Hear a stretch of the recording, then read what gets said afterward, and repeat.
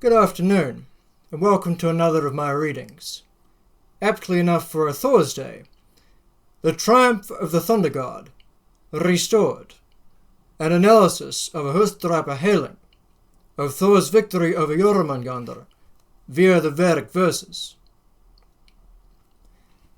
Something which has long played upon my mind is a most curious discrepancy between the Nordic mythology and seemingly every other Indo-European canon of belief. The subject of this purported disunity?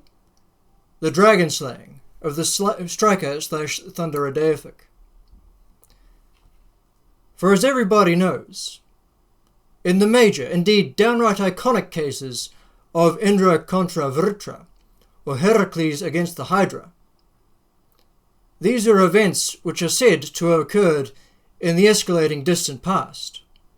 Yet when it comes to the Scandinavian striker/thunderer, Thor, his successful combat is said to take place in the perhaps not all that distant far future, at Ragnarok, the war at the end of time.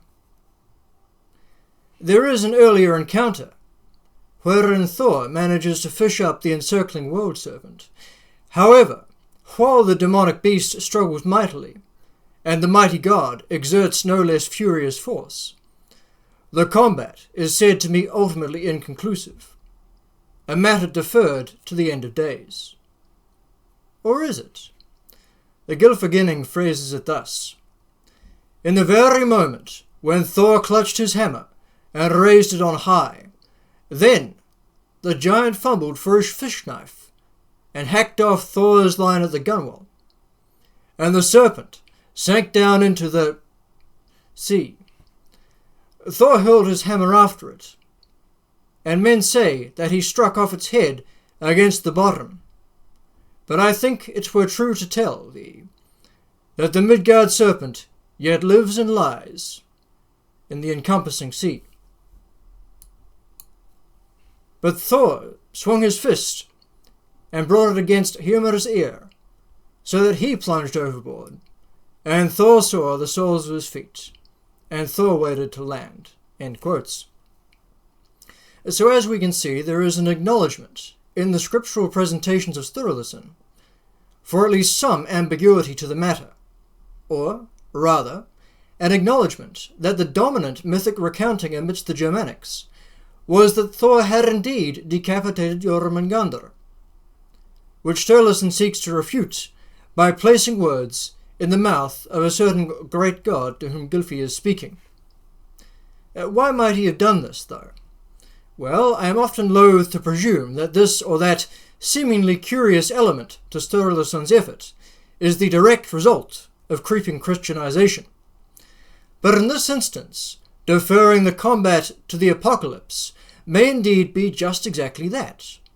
The revelations, apocalypse in another language, at the last days of the world per John on Patmos, most certainly do entail a great serpent arising from the sea as an essential adversarial ingredient.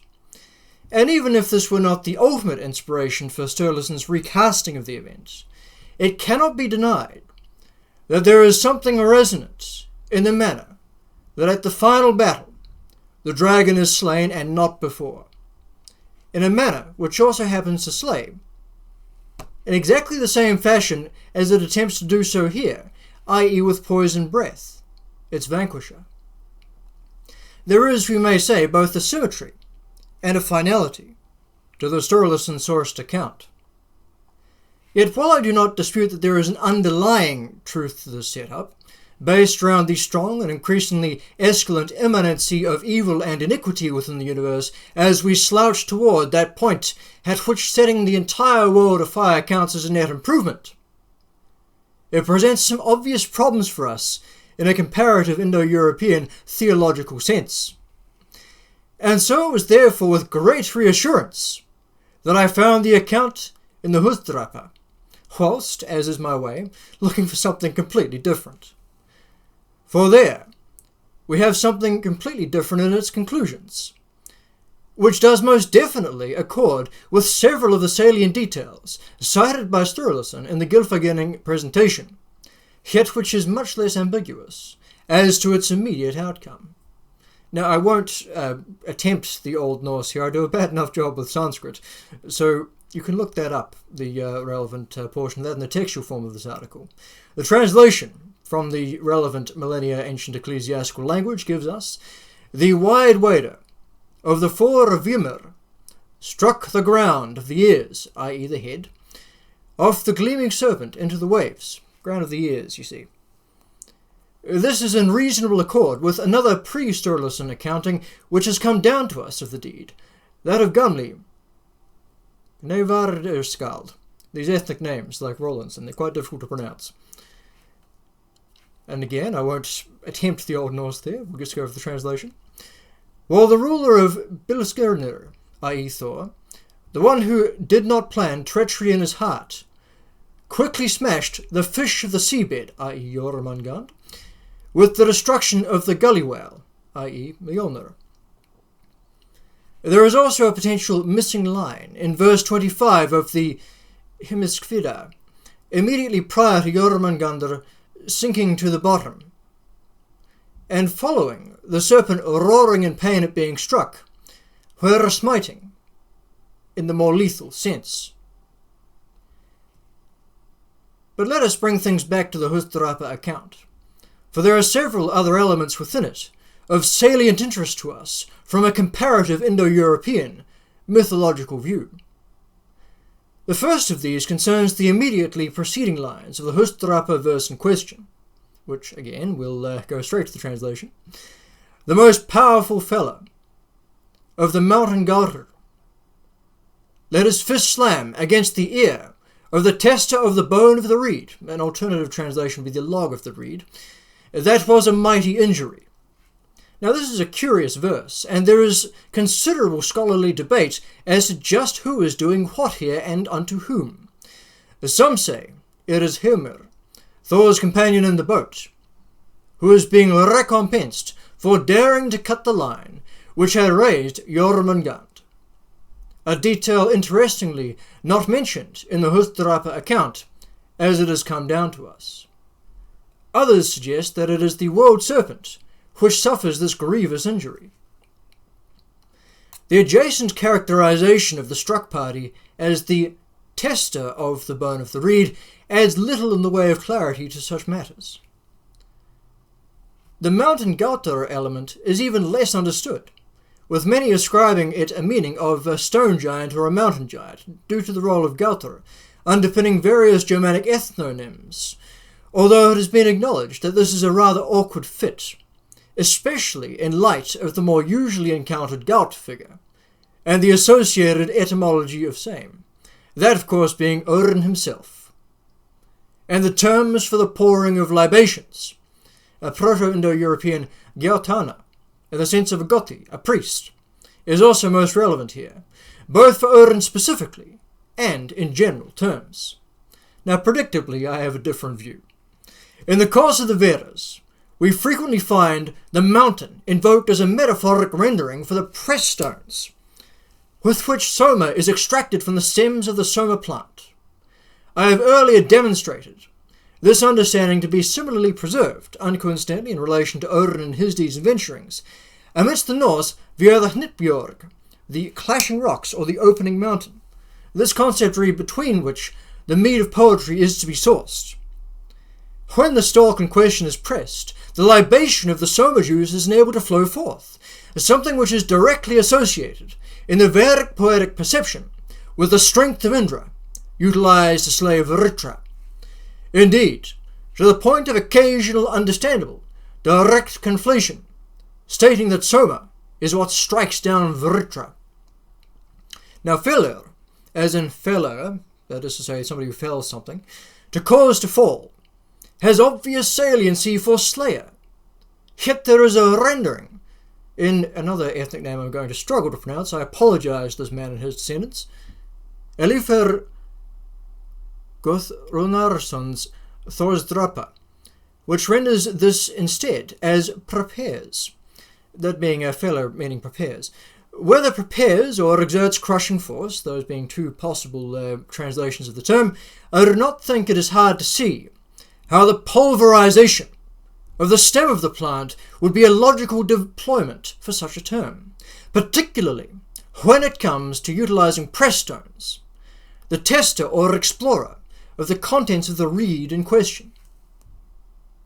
The most powerful exerter of force in such a manner, to use the quote there, which brings forth the libation in question, Gauthor, that which pours forth, would assumedly be a quite potent priest, a scenario which would fit with the aforementioned accompaniment of Indra in his virtuous-smiting endeavours, by either of Brihaspati, Agni and Vayu, aka Odin, and see if my earlier works demonstrating direct scriptural concordancies in these regards, and of calling also Odin as Gaut, for reasons that are now plainly apparent, or as a possible alternative, Trita Aptiya, a more human sort of priest. Tellingly, we frequently find Indra accompanied by Parvata, that is to say mountain, masculine, not to be confused with Parvati, which would be mountain feminine. We frequently find Indra accompanied by Parvata upon his adventures as well, with the Parvata in question plausibly meaning either or both the aforementioned press stones and or the sky father deific acting as their employer, or in the similar guise to the Axis Mundi, the world mountain, or, if we were speaking in Old Norse terms, a certain eager-related tree. The pattern of there being two male dragon slayers making use of an otherwise overtly pious element to carry out the deed is not confined to the Vedas either. Aeolus, being guided by Athena to utilize fire in the course of the Hydra slaying, also fits this typology, for example. Although the association of Hymir, Thor's companion in the vessel upon the water, presents further intriguing resonances, other than the fact that there is a brewing vessel under his ownership, something we would perhaps expect with relation to the production of the empowering elixir, for reasons that should be fairly directly apparent. There is the most curious situation in the Heimskvida of Hymir being presented as Tyr's father, which upon the surface would seem to contrast rather heavily with Tyr being regarded as Odin's son. A contradiction which can be easily resolved if we presume that it is in fact no contradiction at all, and that Hymir's goading reactions to Thor are broadly in the spirit of the rivalry expressed between the disguised Odin and his son in Harbardslejod. I'm going to pronounce that again. I apologize once again to the Old Norse in the audience. Harbardslejod. Slightly better. Now I may perhaps be accused of decontextualizing this one verse in order to highlight a potential Vedic parallel which does not fit with the broader presentation of the relevant mythic encounter in the Nordic texts. Except that's just the thing. The incredibly fragmentary state of the Huthrapa means that it is almost, by default, decontextualized. We are only able to tie verses together upon the fact that they are stated to be by the relevant author, or in one case, inferred to be, in the relevant poem. There is ample room for occurrences surrounding contextual information being omitted in those portions of the poem which have not come down to us. A third detail of interest to us from the Huthrapa concerns the oh boy, another one of these. Vithgimnir, epithet of Thor. Ostensibly, this directly connects to another quite specific Thor myth, that of the fording of the Vimur River during the course of Thor's pursuit of Geirröðr.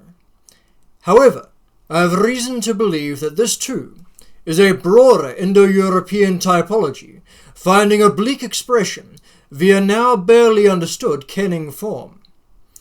There are a few competing theories as to what Vithgimnir, is actually supposed to mean. Vithra should likely mean wide, and thusly informs either the giant interpretation or the wide-wader one.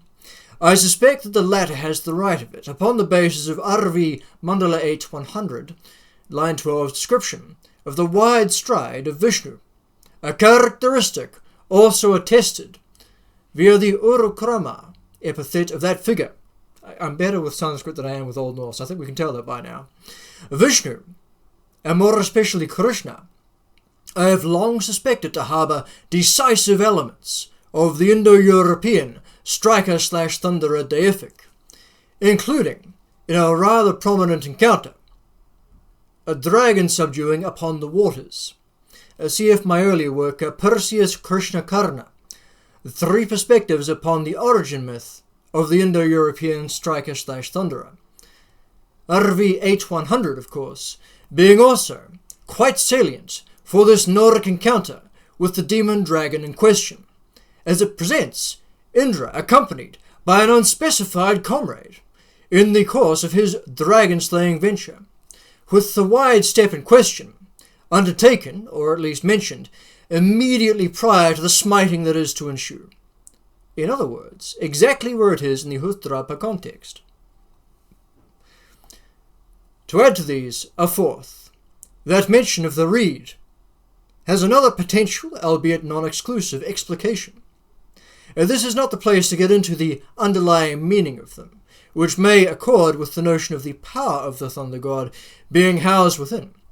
But suffice to say that in both the Hindu and also intriguingly the Armenian Indo-European renderings of the myth of the dragon-slaying striker/thunderer, we find this aforementioned deity taking up resonance within the stalk of a lotus or reed respectively.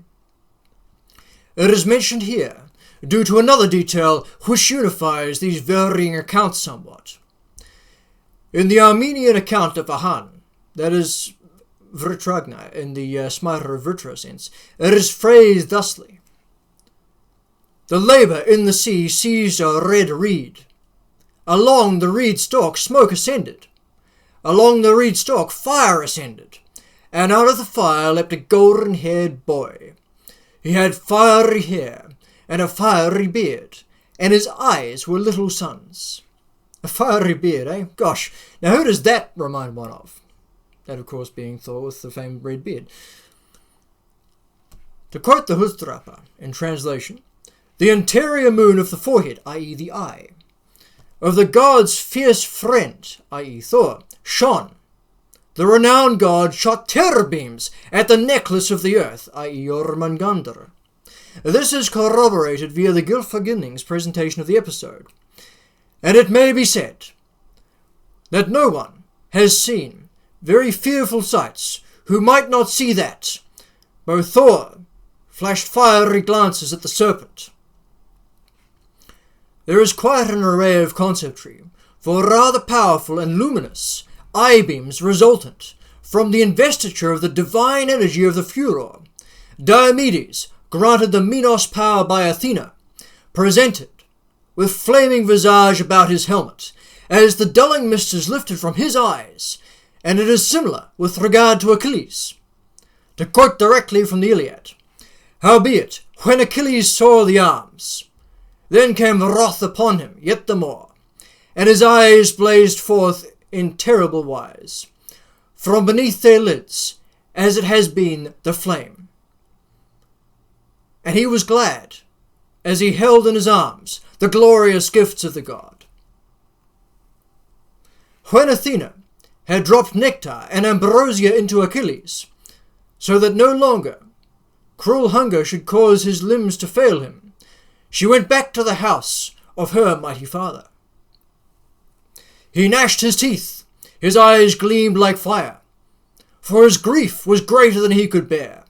Thus then, full of fury against the Trojans, did he don the gift of the god, the armour that Hephaestus had made him. Now read that, or rather I'll pronounce that, a second's worth again. Achilles samples the empowering elixir, and in a mighty rage, his eyes gleamed like fire. We know that the Indo-European striker/thunderer consumes the empowering elixir prior to wading forth into warfare with the demon dragon of the waters. The RV H100 hymnal aforementioned is prominent in its direct description of this up-arming. We know that it is described, it would appear, in terms pertaining to the eyes of the mighty figure, lighting up with terrific radiancy.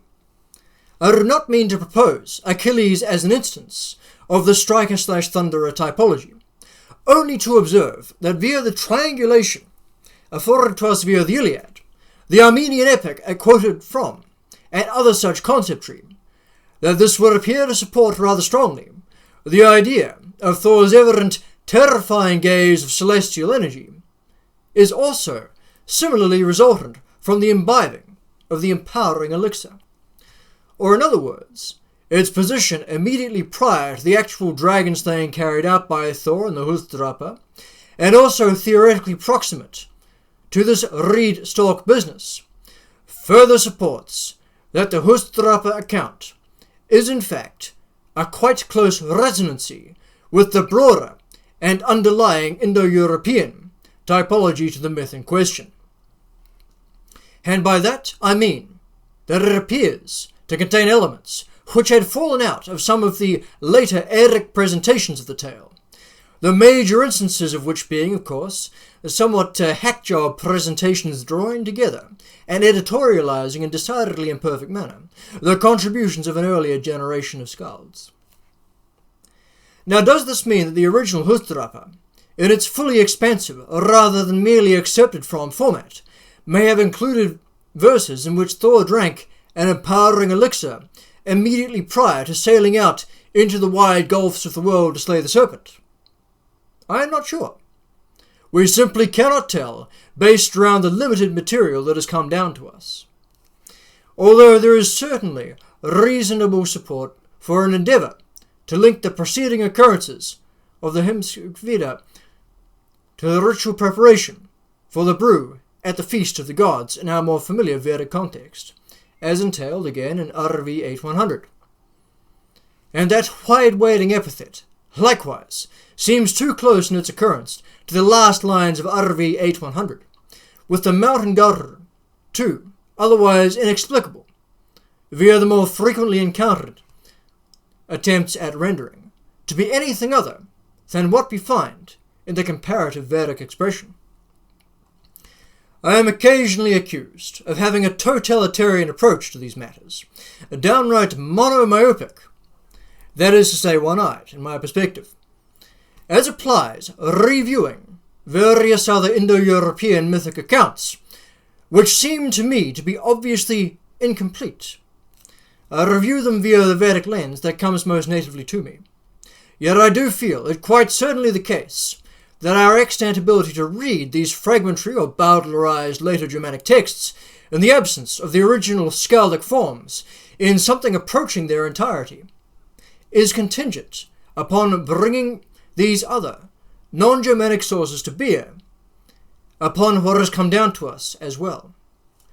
After all, even if it is disputed that the precise illustrations of the occurrences, as found in these Eddic materials, are close one-to-one parallels to those found in the far more ancient Vedic Verses and ritual metaphysics, it absolutely cannot be disputed that the events they record are indeed the fundamental same.